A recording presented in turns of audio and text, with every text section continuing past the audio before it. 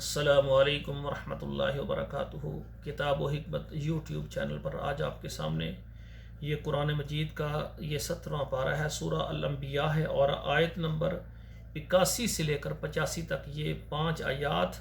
پہلے تلاوت سنیں، پھر ان کا ترجمہ عرض کروں گا۔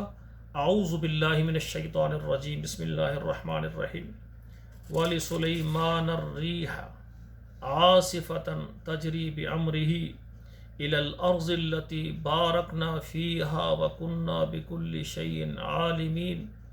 وَمِنَ الشَّيَاطِينِ مَن يَغُوصُونَ لَهُ وَيَعْمَلُونَ عَمَلًا دُونَ ذَلِكَ وَكُنَّا لَهُمْ حَافِظِينَ وَأَيُّوبَ إِذْ نَادَى رَبَّهُ أَنِّي مَسَّنِيَ الضُّرُّ وَأَنْتَ أَرْحَمُ الرَّاحِمِينَ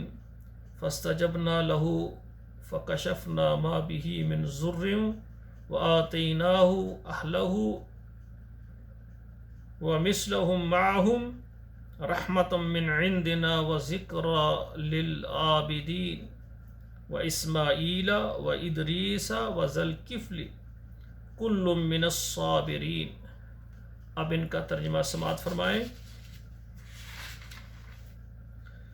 وَلِسُلَيْمَانَ الرِّيحَ، اور ہم نے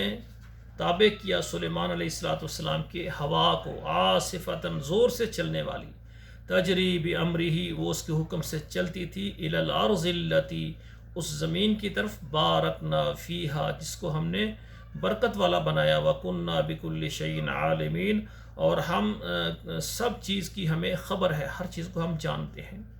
ومن الشیاطین من یغوصون،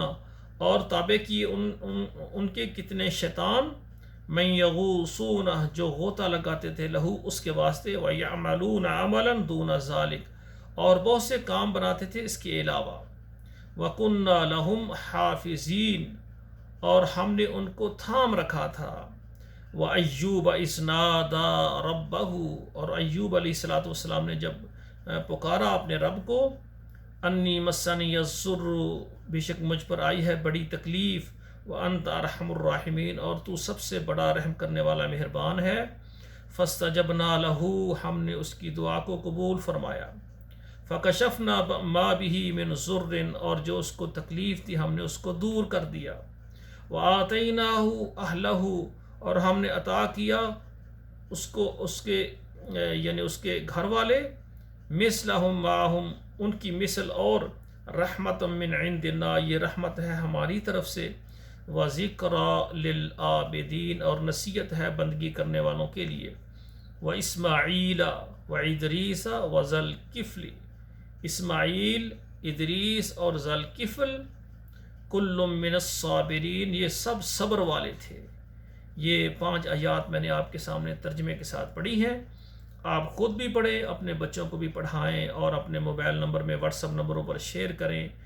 اور فیس بک پر شیئر کریں، تاکہ یہ قرآن مجید کی آیات ہمارے لیے یہ ذریعہ نجات اور صدقہ جاریہ بنے۔ والسلام علیکم ورحمۃ اللہ وبرکاتہ۔